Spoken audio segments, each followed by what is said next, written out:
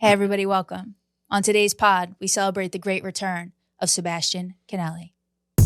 Here we go. Let's get these questions from the DMs. Yep.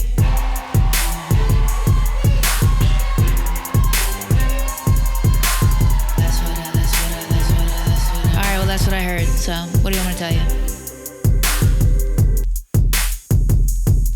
No. So you've been all around the world. You've been to Toronto, Portugal. I have been to Los Angeles. We're jet setters. The free nation, the independent nation of Los Angeles. Oh, I can't shout out Reston, Virginia. I was there also. Oh, shout out to them. Yeah, of course. So Horrible place. Los Angeles is doomed. Really? So paint a picture for me. I've never been. Ever? Ever. What? I've never been invited. I wasn't invited this time. I just went. But I have been. Okay, so here's the thing. It's actually pretty good when you're invited and someone else is paying. When you just go by yourself, it's like, I could have gone to Newark. Yeah. You know? Oh, there's great communities in Newark. Yeah, beautiful. So what's it like? It had a very Mad Max vibe. It felt very dystopian. Because just the separation of class. And he's back. And he's back. So tell me about the separation of class. Are the frogs turning you gay? Well, oh no, sorry, I'm that sorry. did sound like Alex Jones. I know. I'm sorry. We're gonna get a banner for that one. No, I'm kidding. It was interesting. Like, I don't know where the nice parts of Los Angeles are, but I certainly did not see them. I also was taking the bus a lot, which I enjoyed the bus. You did? People say, oh, you can't do it with a car. I mean, you can't do it without a car. You can't do it without a car. I did it without a car, and I love the bus. Is anyone on the bus? Lunatics. There's a different brand of mental illness going on there. Oh. Not better or worse. It's just different from New York. Sure, of course. It's pizza versus tacos. They're both great. It really is. Like, I feel like our peeps here, our neighbors on the street they're still New Yorkers through and through. Yeah. They're like, what's up, baby? You got a cig? Like, they're like, 1,000%. we still have a common shared bond and thread of being New Yorkers. That's how it feels to me anyway. They'll tell someone on the side will tell someone, get the fuck away from me. Yeah. Like, leave me alone. You know? Yeah. Like, how you- remember, just brief sidebar. Uh-huh. There's a woman on my block that's always there. She's always, This is so she doesn't funny. have shoes, and she's always like hunched over, like falling over herself. And I see her all the time. I always check on her. I said, "Do you need some water? You need a snack? Whatever." I see her the other day. I go, "Are you doing okay? Do you need anything?" Mm-hmm. And she goes, "I could use a cigarette." I go, "No problem. I'll get you a cigarette." I was like, "Are you hungry?" And she goes, "Yeah. I mean, sure, whatever." And then so I like really took the task seriously. I was like, now I'm on a mission. So I go get her a pack of cigs. Yeah. I did multiple like stores. I got a pack of Jeez. cigs, some bananas, water. I go to the pizza store. I get her like 2 slices. Oh. I bring it back over and she just looks at me. She goes, "I have money." You offended her I go- with how much you gave. She goes, "I have money." And what'd I you was say? like, "Oh, my bad. I mean, you're here. You live here. You live here. So, So on you the street, stole- and you don't have shoes. So my bad. I was thought I was helping." She's like, "Yeah, no, I have money." So you were debating a person how homeless they are. Yeah. So You were like, you present as very homeless. yeah. So the joke's on me. Wow. The joke's on me. Did you give the pizza? Of course. I would have taken the freaking pizza. At first, like, and then she was like, I don't even know what she said, actually, other than I have money. And then I was like so embarrassed. Mm-hmm. But then I'm like, oh, then what she said was, "I just can't get it because I don't have an address." I said, "Okay, so you do need the pizza." Pretty big problem. I didn't know. So I'm not the asshole. You do need the pizza, just to be clear. And what is an address going to help with? I think you can't do any business with a bank without a permanent address. That's why it is so hard for people who might actually have like money somewhere. They can't even get it. Yeah. Why did I get on that though? Because you were talking about the dystopian world of the difference between the crazies, right? Right. New York crazy Yes. versus LA crazy. So in New York, there's just a different variety of New Yorker is how it feels. There, it's like confusing because they have like nunchucks What? and they're doing like batons, like pipes. They're twirling batons. These are failed actors. I don't know. I think so. These are failed stunt coordinators that are now on the streets. This SAG strike is hitting hard. Damn. I mean, we got like full color guard coming down the street here. One person's just doing someone else's makeup with mud. No, and they're doing costumes. That's the other thing. They're doing like bits. They're doing full bits. Like really, one guy has like a palm tree branch, and he's pretending it's a broom, and he's sweeping the street and sweeping the wall. Amazing. I'm happy UCB is doing well out there. Yeah, he's UCB is back. I'm happy that their training is extending beyond their walls. Yeah, UCB is back. That's tremendous. And then a shout out. Yeah, and then they're just like biggity bobbity boo. I don't know. It's just interesting. It's just a different.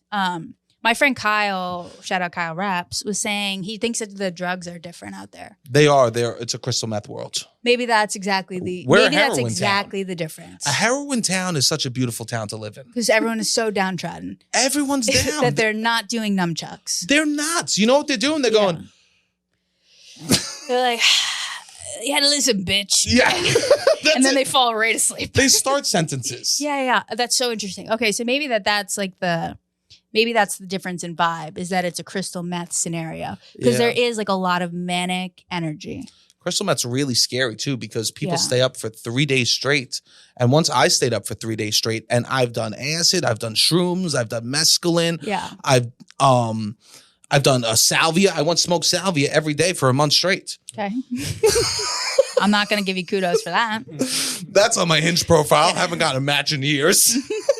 And the most I've ever tripped was from staying up for 3 days. I was like, hallucinating. Like I didn't know reality. It was actually very scary. It is very scary. I was a little young Adderall baby, so. So I definitely have that, I'll stay up and fucking write the lyrics to White Houses on the walls. Okay? It feels so good to stay up. Yeah, until it doesn't. And then it's like, then you're just waiting for the dining hall to open. 2 days later, it's like 5:30 and you just wait until 6. So you can get some tater tots in you and then fall asleep in a bush. Oh God, nothing like drinking a giant Diet Coke in bed with a breakfast sandwich after doing drugs all night long. Yeah. Oof. I mean, oh God, that just sent like a chill down my spine. I'm so, you know what? I feel so far away from it that I don't mind talking about it. Yeah. I feel it's still in my body in some places where I do get like muscle memory. Like there's something about the Diet Coke and the uppers just sent a chill down my spine. Yeah. I mean, I used to like leave high school and go drive to Burger King and just get a fountain Diet Coke. That's all I would get from the drive-thru. And so just like do a line of Coke in the car. And take a sip of that Diet Coke, smoke a cig, head back to history class. You would do Coke by yourself? No, there was other people with me. Okay, just checking. Yeah, I mean, I would do it by myself, to be honest. I have too. Yeah, 100%. There we go. But this is my confession. These are my confessions. So yeah, LA, interesting, but there are definitely nice things about it. Santa Monica is beautiful. I saw like a beautiful sunset. Yeah, because it sets in the West, and we don't realize on the East Coast. We never talk about that. All right, Bill Nye. Sorry about that. Wait, tell me. But let me pull down my map. Yeah. If we're looking at the global society and where people are, it sets in the West, so you get a beautiful sunset. In New York, we get the sunrise. That's why we are a city of risers. Right. We are a city of go-getters because the sun rises with grinders. Us. We fucking get up with the sun. Right. And in LA, they're chill. And then they watch the sunset. We go, make it fucking dark. Make it dark right now. Make it dark right now. I need to start doing drugs. I need to cheat on my wife. Okay. Yeah, stats. Like immediately, sooner than later. Oh God, that's what happens. 6 weeks off. You know what? It's starting to get that like thing in New York where it's not a lot of light. Have you felt the chill come over your bones yet? Of like, no, not yet. I felt it. You did? Yeah. Because it was like just summer's over. Summer's officially over. Do you feel like you captured summer? I feel like I did what I set out to do. Which was? Work on myself, work on building my business. Instantly I look at the vape. Yeah. Shut up. It's fake. It's fake. I know. This is the real one. Okay. It smells like... I wanted to work on my bit. Well, it smells like candles and mildew in here because the studio flooded during the Great New York Flood of last week. That's right. Were you in Portugal during the flood? No, I actually got home and I was supposed to go perform in Philly and the show was canceled because of that, which Honestly, thank God. God bless. It would have been I would have been a disaster in Philly. Why? Because I was so jet lagged. Yeah. Yeah, I was like, I didn't sleep on the plane. I don't sleep on planes. Yeah, me either. I don't turn the TV on. I watch the TV of the person diagonal from me. I sit upright at attention. Me too. Once a flight for about 2 to 3 minutes, I'll fall into a deep sleep where my mouth falls open, and then I'll go, and then I'll wake up and I'll go, I won't be sleeping anymore on this flight. It's not a safe environment. To snore on a plane is not safe. Like my mouth falls down like my grandmothers used to. Oh God. I look at people and I instantly are saying sleep apnea. Yeah. I'm literally on the plane, the fattest dude on the plane just going, everyone's got fucking sleep apnea, you know, just looking around, judging everyone how they're sleeping. And you know what about LA too? So many people want to go to LA. You can't even get the Comfort Plus. Sold out. You can't? I couldn't get every flight. It was sold out of Comfort Plus. That's why you got to go to a place where poor people are. Totally. That's first class is always open. Exactly. When I would fly to Pittsburgh, you could literally fly to Pittsburgh for, I'm not kidding, $90. Sure. Yeah. They had one first class seat. Yeah. You really? Yeah. Oh, that's incredible. It was awesome. And the flight's like less than an hour and a half, maybe. Oh. What is first class to Pittsburgh like? It's like basically like a Comfort Plus. Do you get like a sleeper? No, certainly not. No. It's just a slightly bigger regular seat. I got Comfort Plus on the way home from Portugal. Yeah, it's nice. But but you know what I did on the way there? Because there was no Comfort Plus, I did emergency exit. I woke up early. I did my stretches. I did my breathing exercises just because I was ready to handle business in case of an emergency. It's a great responsibility you take on. It is fun. They come over and they go, are you ready, willing, and able to help in case of an emergency? I need a verbal yes from everyone. And everyone goes, yes, yes, yes. And then I just go, yes. And I salute. And then they're like, please take a minute to look at the packets. Yeah. These fuck faces around me. They don't even take their job seriously. They don't even look at the packets. This is what Gen Z is. This is what it is. They don't even care. I go, hello, we're the last line of defense. I know. What if we have to open this goddamn door? You'll be leaving So the I storm. looked at it. I will be. And probably some man would push you out of the way. Yeah. And go, I know from instinct. Yeah, okay. He'll be the first sucked out of the plane. He'll be decapitated instantly. Have you jumped out of a plane? No. Literally, last thing I thought of before I went to sleep last night is, should I go skydiving? What? That's just, it's terrifying. Hey, you have? No, I have a fear of heights. Okay, me too, actually. I fear everything in life. Me too. It's actually crazy how much of a coward I am. I know. There's something, I get that. The elements are very scary. The water, I literally go in. I feel the first time I was in the water, when it pulled me back, I was done. Right. Hands up in the air, going, done. I'm done. Just screaming. Literally, my friend Robbie wasn't even with me. I'm just screaming, I'm done to strangers. Yeah, you're screaming it to God. That don't even speak English. Yeah. So there's just this giant fat American screaming, I'm done, when he's waist deep in water. No, it's scary. It is. Yeah. The only ocean, I love going to the beach. I love looking at the ocean. The only water I've ever truly been at peace in is in Barbados. Tropical side. Why? I don't know. It was just calm, beautiful, tropical, water. I got a boner in the water once from the waves. Really? I think nature overtook me so much. You were so one with the earth. I was in Bermuda. Okay. With my ex and her family. And your friend too. Let me guess. Let me guess. And your friend. And my friend was there. The Partridge Family strikes again. And I was in the water, and the waves were just hitting me, and nature was so beautiful that I got a boner, and that was the one time I enjoyed nature. Isn't that interesting? Because it's you were so one with nature that your natural instincts kicked in, which is to procreate. Wow. Right? I guess so. I guess that's the only natural instincts we have. Is to procreate. Yeah. To breathe. Yeah. Wow. That is so I'm injured, and I'm injured. I forgot to tell you. What happened? At boot camp. I thought of this because the lady today was like, you need to be breathing. Okay. She goes, when's the last time you took a breath? I go, I actually couldn't tell you. Actually, I had no idea when the last time. She goes, you got a lot of problems. Yeah. I got injured, of course. I was just on the cusp of really, I was feeling so good about boot camp. my kettlebell vibe. You were crushing. And I'm not gonna let this deter me, but I am 100% injured. Okay. Where? So I was on all fours, of course, with dumbbells. Okay. And then you have to like take your arm with the dumbbell and put it up over your head. And I had too heavy of a weight. And once I got it up over my head, it bent back. And I felt like a tear in this muscle here, like a rotator cuff scenario. It's not a torn rotator cuff because I would know. It would be excruciating. Yeah, you seem to move pretty well. Yeah, this was this morning? I've fully like worked. I've done every single. No, this was last Saturday. Oh, okay. So today I went to the doctor. Oh, I went to the chiropractor. She goes, "You have a lot of problems." So I'm going to start physical therapy once a week. She's like, "You need acupuncture. You need your nerves tested. You need X-ray on this." She was the best doctor. I believe her. She was like a young, fun, pretty doctor. Okay. And I go, wow, I love like a young doctor. And I go, she's not young. She's my fucking age. Yeah. This is the age that doctors are. And I would be one too if I just applied myself to fucking anything. Yes, she's just a normal age doctor. And I'm like, she's so young. No. Speak of young, I was on vacation. I saw a guy and it was his 36th birthday. They brought out a cake for him. The guy looked like he fought in 2 world wars. Well, I said, I'm 2 years from that shit. Yes, you are. He looked like a leather suitcase someone brought through Ellis Island. You're 34? I'm 34. I'm not trying to scare you, but 34, I felt great. When I turned 35 at the top of this year, you know what happened to me. You saw.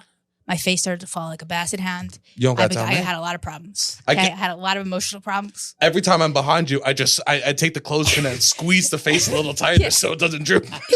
I decided today, I decided a long time ago that I will be getting a facelift. I'll need one. I love that. You can get one for like $75,000. $75,000? So hey, we're gonna need to start adding 72 ads to every 35-minute episode when I have 72 ads so that I can start my facelift fund. It's you just don't need one yet. Not yet, but you at will. 40. That's soon. Yeah, it's soon. We gotta start that piggy bank. Gotta start that piggy bank. I wish there were more GoFundMe's for plastic surgery. I know. Right? Mm-hmm. Like, well, I'm sure there are. You think so? No, actually, I don't think there are. You got to do a GoFundMe for plastic surgery. I know. Or I could try to get it sponsored. By the plastic surgeon. By the sun? Yeah. Ruining your face for millions of years? I'm also doing laser this winter, so I have to stay out of the sun for 1 month. What's laser? Like hair removal? No, lasering your face to like remove sun damage. When I first went to this woman, she was like, "You should be getting laser." You're all and she goes, "Yeah, no, I told you I had a midlife crisis." You know what I also realized? It was what happened to me this year was a midlife crisis because I'll probably die at 70. I go, "Oh, exactly halfway." Of course, I was feeling a little off this year. Of course. She goes, "Listen, babe." She goes, "Babe, listen." Babe. She goes, "Listen, babe. You have a heavy forehead. We can't put too much Botox in that thing because it's going to slide right off your face." And then you just have the thickest eyelids ever. Yeah, no, literally, that's what she said. She said, "This is a big fucking droopy ass forehead, like a big heavy forehead and eyelid. So if you keep putting Botox in it and you keep like disintegrating weakening the muscles, eventually it's just gonna fall and fall and fall. Oh God! And then we're gonna have to pin it back up. Anyway, so what did she say? Oh yeah, she goes, "You should be getting laser. It takes away all of this stuff." I go, "This stuff like my freckles? That's like who I am. I'm Lil Frex." She goes, "Babe, that's sun damage." I go, "What do you mean? Like I've always had freckles." She goes, "You weren't born with freckles. Wow. You got them from like being Irish and running around in the sun like a lunatic." Wow. I was like, "Oh my God, this is damage." You're allergic. I never thought of it that way. You couldn't be returned. All these were no. You could not be returned. No. They would say, "Hey, what were you doing with that?" You go, "Why is bitch covered in spots? Yeah. Why she look like a Dalmatian?" When I gave you her, she wasn't covered in spots. Yeah. I go, "That's so interesting," because I always thought that freckles were just like, oh, you just had freckles or you didn't have freckles. I never considered them coming from somewhere. Oh. So this is all not supposed to be here. And I just figured that. I just learned that. Yeah, So, I guess because I get freckles on my left arm from driving. yeah, and that's not supposed to be there. It's not just like, oh, cute. You're someone who has freckles. I know. Wow. So you really went to a woman and she sold you on what, $10,000 worth of procedures instantly? No. No. I think the laser is like 500 or 1,000. Easy. What are we Like I said, talking I'm here? about to be losing the credit card game this year. This is why before the pod you go, yeah, I gotta stop the credit card game. I know. I'm up against it. But I know that I will always win. That's great. I gotta pay some credit card too. How much you got? I got like $4,000 on my card right now, and then a little bit on my business card. Yeah, I have So- like 6. Yeah, we're probably around the same amounts. It should go away. Last time we did this game, I had 6. Mm-hmm. And so I actually paid that 6 off. Great. And now this is a new 6. Oh, I just want to be clear, just from the last time that we did this, yes. it's a new 6. There we go. You're living good. Yeah, I mean, it's funny. I got injured. I just signed up for 1 year of boot camp They'll get on you the that card. way. And then, of course, I get injured. They probably injure on purpose. Yeah. So I that mean, there's why are space. we, now that I'm thinking about it, why the fuck were we on all 4s with dumbbells anyway? It seems a little wild. I mean, I don't know. I recently realized I have a membership to 3 gyms in Brooklyn because I'm too $10 each. No, one is 90. Ooh, that's bad. One is 75 and one was like 12. And I realized why I had them was because as a fat man, I'm too scared to walk into a gym and say, hi, I don't want to work out anymore. Right. So you just let it rock. So I went over right before this and I went in and you should have heard me listen to Drake, pumping myself up. Ready, fucking people get pumped to go to the gym. I was fucking amping myself up To quit the gym. To quit the gym. I was listening, I might be too strong out of compliments. You're like, I'm upset. 50,000 on my head is disrespect. I fucking quit your gym. Yeah, I walked in. I go, I'm out. And I go, I'm out. I got to quit. I go, I moved. I did not move. Yeah. Instant lie. I moved, yeah. And then they go, I'm so sorry. Is there anything that we could do to keep you here? And I go, no. And they go, oh, you could just send an email. You're just So like, polite. yeah, tell my wife not to get a job in Phoenix. That's the only thing you could do to keep me here. I okay? wish I could. I'm in Wish the I middle of a could. divorce. Wish I could. But My wife's taking the kids across the country. Yeah, they're going okay? to Tempe, Arizona. If I had my wish, I'd be on the Stepmaster every day at this damn Every gym. day, babe. Listen, you go, babe, listen.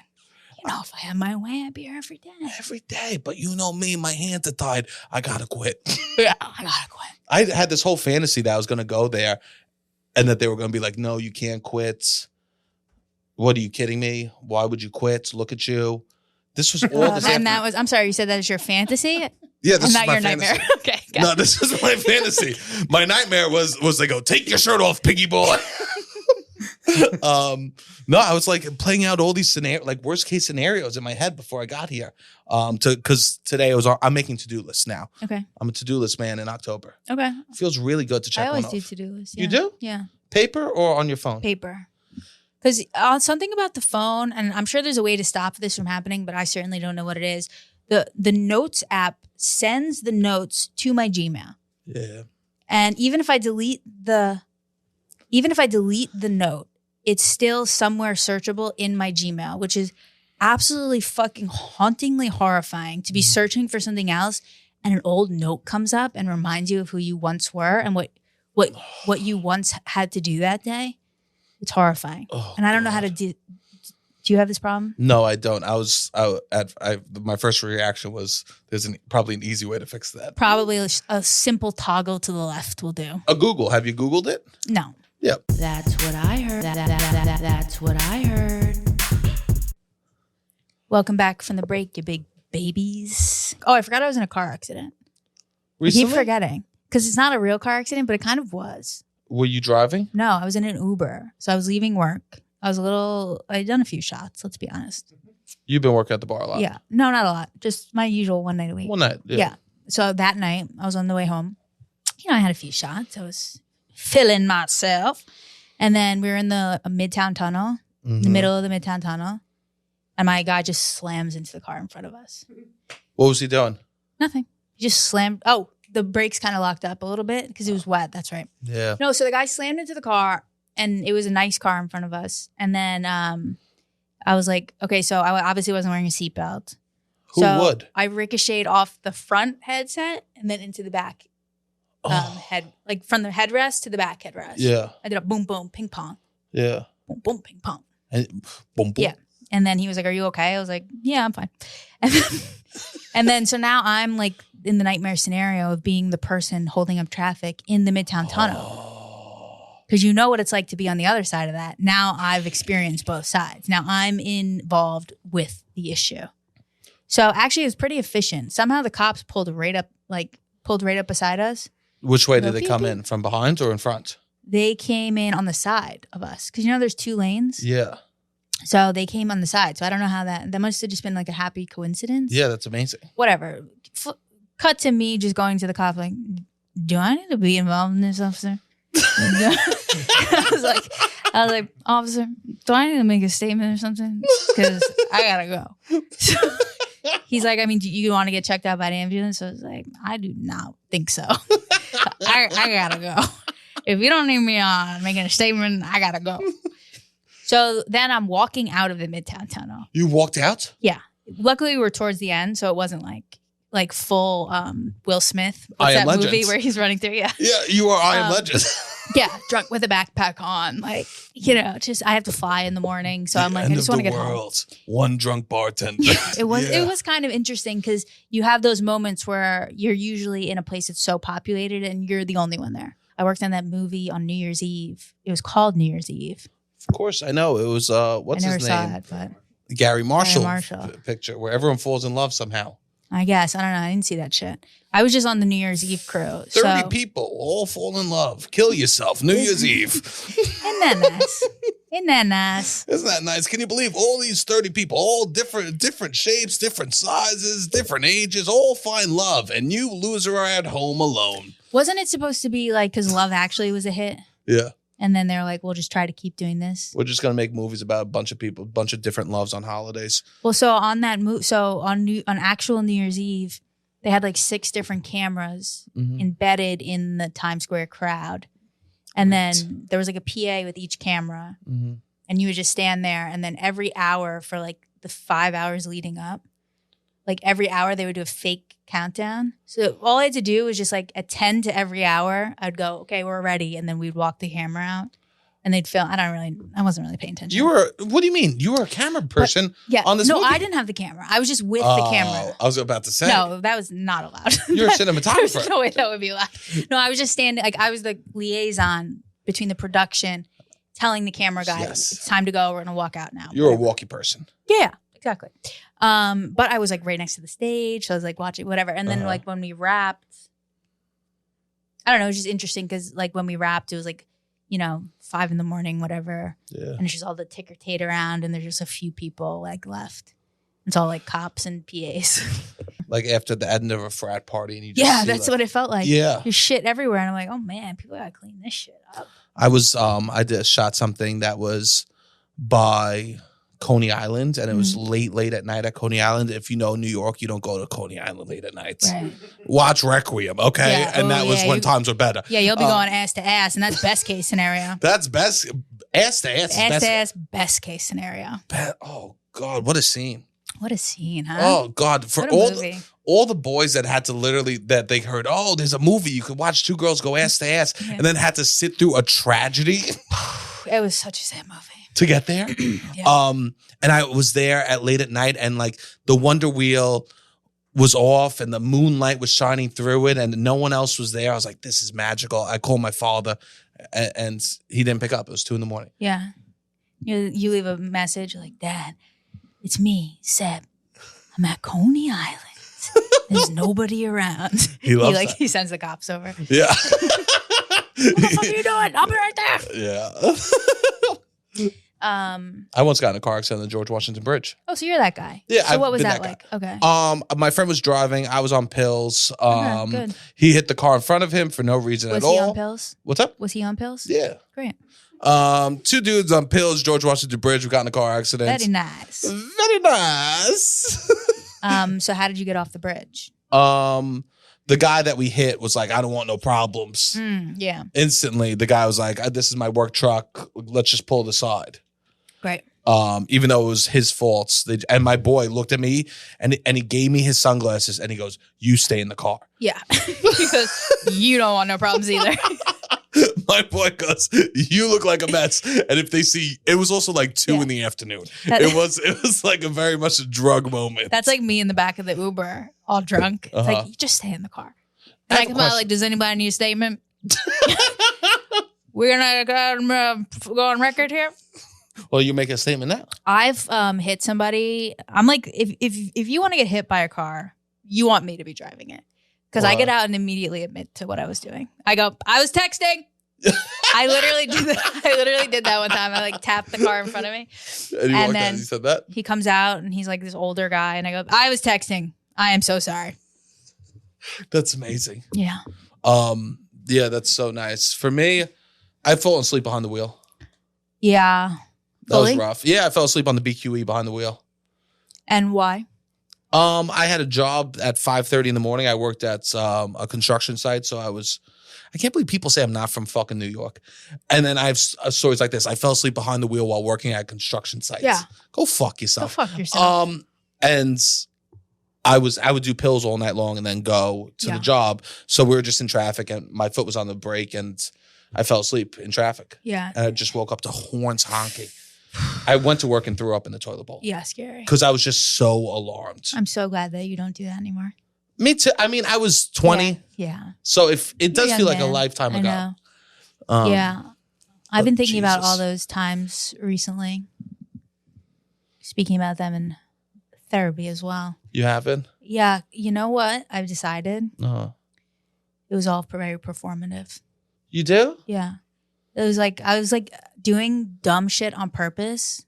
I mean, the addictions eventually became real. Sure. But I think I started them.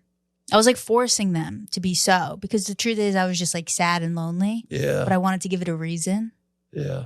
So you add all these things to be like add all these narrative stories. Like, I'm fucked up because of this and this and that. And it's just like, I was just a lonely kid. I know. And you go, oh man, that was so fake. I can't believe I like believed that about myself too for so long. Like, because even after it's over, you still like have that in your head. Like, oh, I was a bad kid.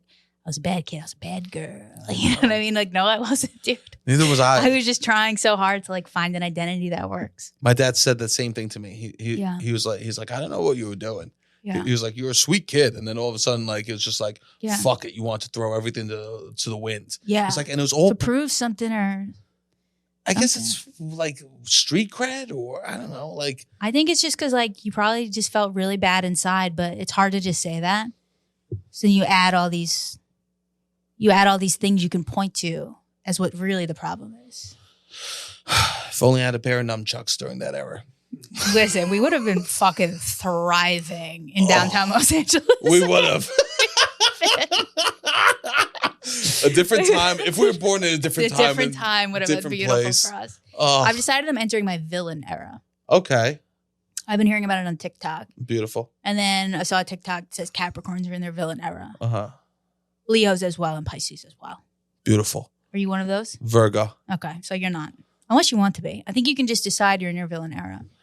What this is gonna look like for me is the following. Yeah, go. I'm not available. I'm not available.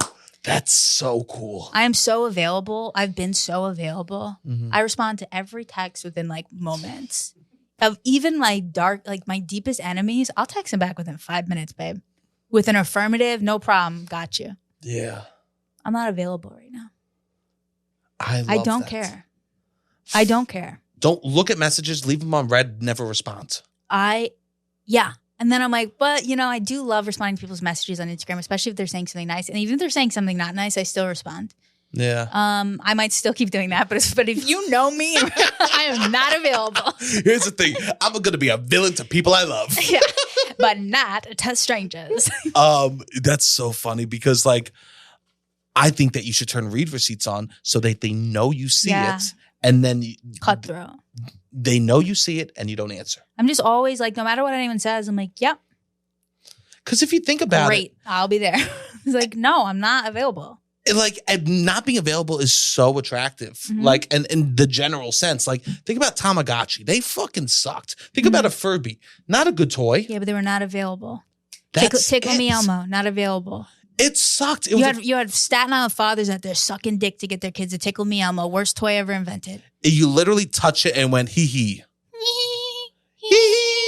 And then that was like the Rosie O'Donnell era, and she would be on every day with the Tickle Me Elmos being like, this is the best toy ever invented. Oh, and then we're all at Toys R Us shanking each other.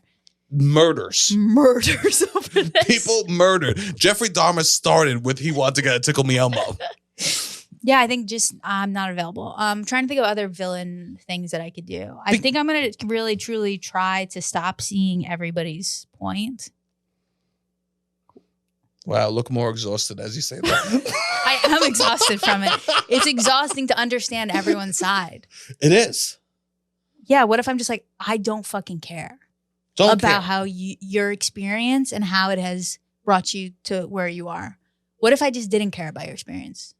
Well, it depends if those are people in your life or not. We've already decided the people in my life are done. So then you're good. Just kidding. No. And then even as I say that, I go, I can't do that. Then you're good. You know what I'm doing? I think that's a kind of villain. What? I was drinking a lot. I'm not drinking right now. I'm also not drinking right now. Because villains don't drink. They take that anger and upsetness and they don't like let it seep out another way. They stiff it inside and they let it come out in some maniacal plan. I know. Also, I don't think that you can really do business and be super like sweet and sensitive. Like I've been making the worst fashion mistake that a person can make. And you know what that is? What? I've been wearing my heart on my sleeve. It's disgusting. I know. It's disgusting. Yeah. With Paris Fashion Week ending, none of them were wearing their heart on their sleeve. Yeah. You ever been at a Yeezy fashion show and seen someone wearing their heart on their sleeve? No. Never. The coolest kid in school never came to class wearing his heart on his sleeve. Exactly. And I'm out here dangling with hearts like a Christmas tree. I got hearts hanging from me like I'm a fucking Christmas tree. You are open. You do. I know. And it's got to close because I care about business right now. Mm-hmm. I truly do. I care about finances and business and like trying to move into that era of my life because it is time. It is time. And you cannot be all open heart. You can't be I'm so sensitive. Yeah, I know. And it's killing me. I know. It can't continue. I can't like move forward with business being this sensitive and being this honest. Here's the thing about artists nowadays. It fucking blows because you have to do both. I know. Because an artist's job is to be affected by the world and show it and share it with other people. Right. A brilliant man once said that. Yeah. I made that quote up. Quote Whoopi Goldberg. Quote Rosetta Stone. I feel like one time I remember that from another episode. You just looked right at the camera and you went, quote Whoopi Goldberg. That's what we call a callback in the business. That's a callback to a Billy June episode. Yeah, probably. I think that it sucks to live like waiting for other people's approval. And I live like that too. Yeah. I think that's probably the worst way to live. Every single stoic will tell you not to. Mm-hmm. Every good therapist would say, stop that. Yeah. But we continue to show up. Right. What do you mean? And do this bullshit. Right. So yeah, we keep doing it, even though it's like kind of hurts. So what's the option? So then there's a couple of options. Yeah. Don't do this business. Yeah. Or villain era. I've considered both. I've considered both too lately. I mean, I know. What's your considerations? Leaving the business. Leaving the business. Yeah, I've thought about that a lot too. My father took me aside. He goes, enough is enough. Yeah. And what did he well, he okay, goes, when you say he took you, like what side? Side of the house? No, it was the side room, the den? The table. Table, okay. He was sitting at the table. Go sit with me. Oh, okay. And he sat there. Now, did you know when he says, "Hey, sit with me"? Do you know something's coming? Yeah. Yeah. Okay.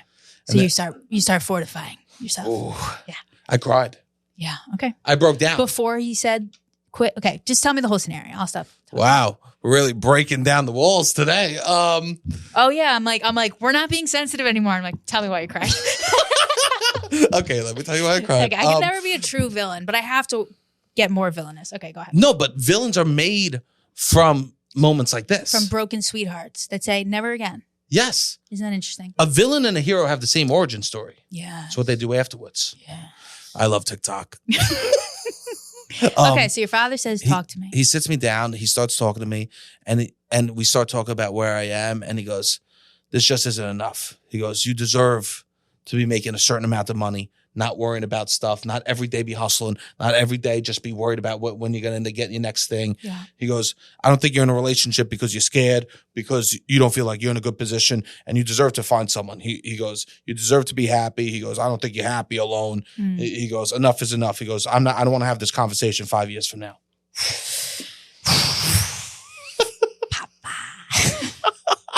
And I go, head down, just start crying. Yeah. Just start crying. Yeah, I might cry right now. Yeah, I just start bawling, crying in a way I haven't cried in front of my father in years. Yeah. Now, what do you think was like? My mother walks in the room. Okay. What's going on, boys? Oh, no. Okay. Now, are you doing audibles too? No, yeah. Okay. When I was trying to get the words out. And do you think that it was because he touched such a nerve, or because it's like you felt like humiliated because your father was saying that, like, was pointing out flaws, and that's hard for men to have their fathers do that? I think he touched a nerve. Yeah. Me and my dad are pretty good like that. He could point out my flaws. Okay. Yeah, he touched something raw. He touched a live wire. Yeah, he touched. My best friend got married. He's having a kid. My other friend just moved away. Like, everyone's moving forward in life, and I'm like, what am I doing? I know. I feel the same sometimes. It's tough. It's like, what am I doing? And I guess, and I start crying, and I'm just weeping. And my dad's so beautiful. He goes to me. He goes, I want you to know, no matter what you do, you weren't a failure and you were good at this. What a beautiful thing. And he goes, no, people equate failure to stuff that's bullshit. Moving on and changing doesn't mean that you failed. It means that was one part of your life, and now you have another to feel a different way. Right. My dad's literally so beautiful. He's beautiful, yeah. But instead, I released a Patreon. Instead, I went ahead and started a Patreon. So if everybody could please head over to Sebastian's Patreon, please join up. Nothing Patreon. Go check that out. He's got something to prove to his father at this point. We're going to need all y'all to go check out Sebastian's Patreon. My dad must be so fucking pissed I dropped some Patreon. You probably go, you left there like, Dad, I totally hear you. Yes, I'm really going to think about it. He like sees the next story you post. It's like, me and the boys dropped the Patreon. Dad, I swear, I'm going to really change my life. We're not going to have this conversation again. Anyways, subscribe, $10 a month. We're doing 2 YouTube videos. Just wait till I show up with cameras at his house. It's all content, baby, at this point. And my dad's like, you're selling your life to 12 people. I just got depressed. It's okay. Okay, how can I get out of this? Take a hit of the vape. Okay. And then blow out and say the bitch is back. The bitch is back. I have a question about your shirt. Yes. You cut that yourself, right? Of course. How come every woman cuts their shirts like that? I absolutely hate this type of, I have a lot of almost exclusively like this type of t-shirt, which are more like a boys t-shirt. But I don't like the way that they build boys t-shirts with the necks. Oh. I don't like that. I don't think it looks good on me. And I don't like the way it feels. Now you're probably saying, then why not just get a girl's t-shirt? And you're like, that's a good point. You got me there. Why not just get a girl's t-shirt? Such a good point. Yeah. This was the one they gave me, though. That's free. Wilding out. I used to... You and Matt Rife. Hell yeah. He was on it with me. He's very nice. He was? Yeah, he's a very nice guy. He seems nice. He is. Yeah.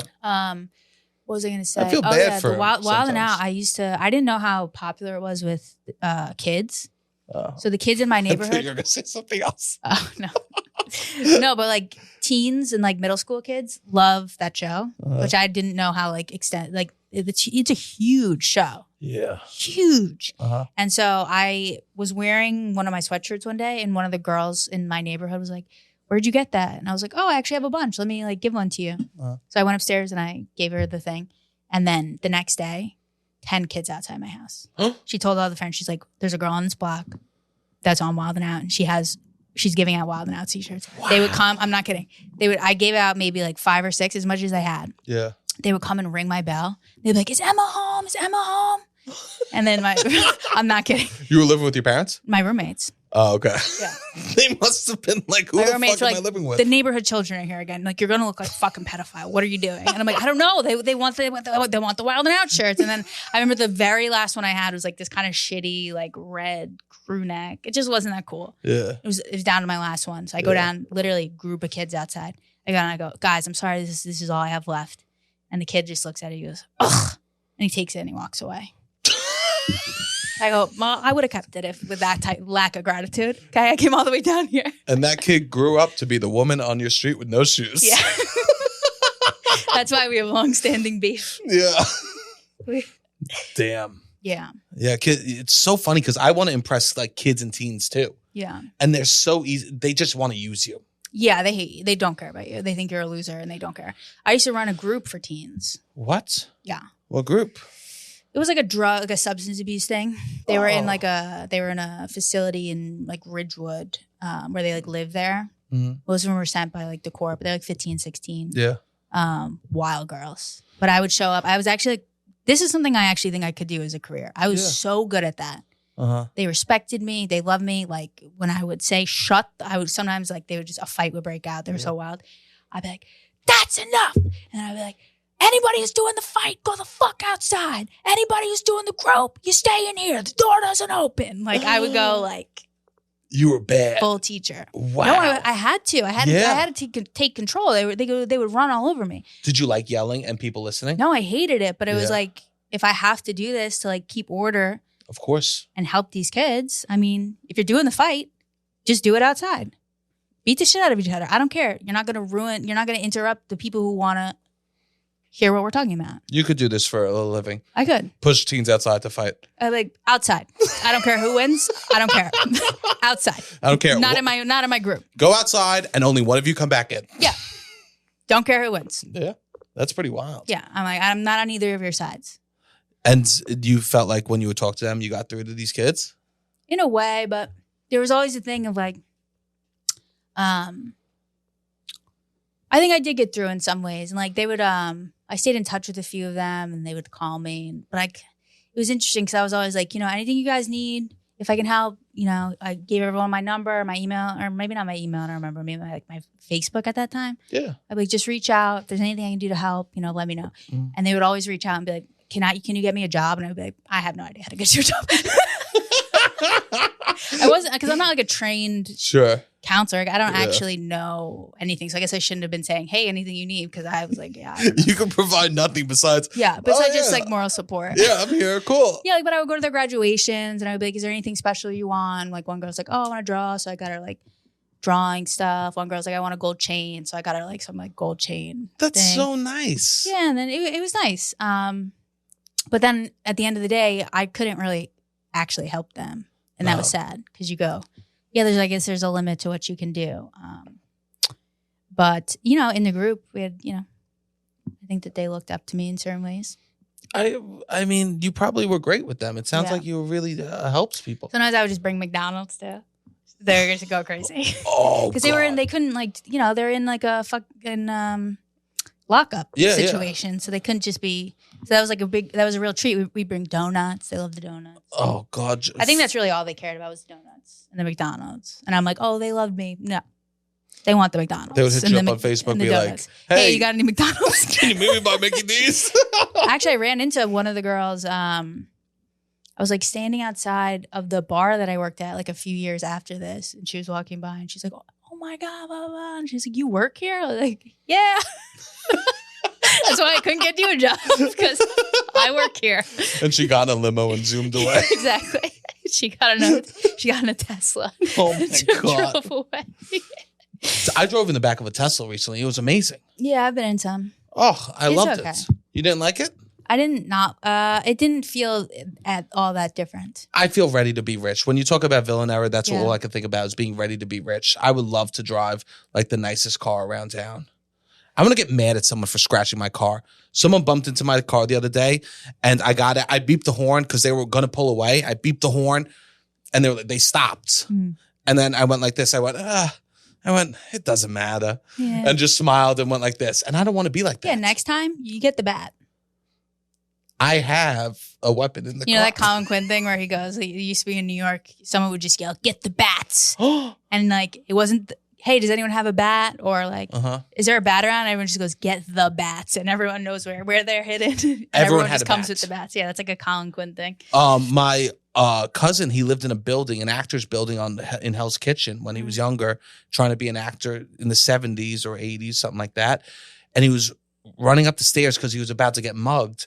And his neighbor was John Goodman. Oh. And he heard that, John Goodman heard that he was about to get mugged. So John Goodman ran out of his apartment in boxers, boots, and with the bats, chasing this mugger away from him.